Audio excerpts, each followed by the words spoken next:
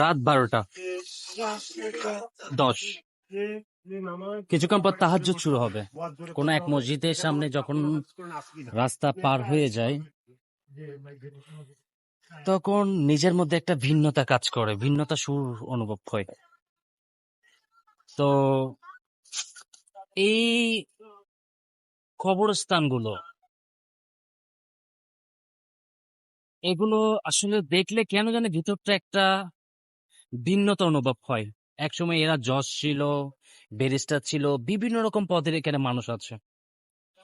যেমন কবরের সামনে লেখা আছে, হে প্রতীক দাঁড়াও আমাদের জন্য আল্লাহর নিকটে দোয়া করে যাও। আজ তোমরা যেভাবে আছো, গতকাল আমরা সেভাবে ছিলাম, আগামীকাল তুমি সেভাবে থাকবে, আজ আমরা যেভাবে আছি।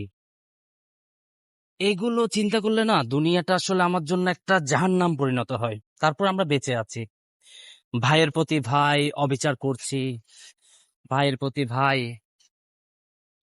একটা জিনিস চিন্তা করলে না খুবই খারাপ লাগে। সো এই বিষয়গুলো আপনাদের থেকে চিন্তা করতে হবে।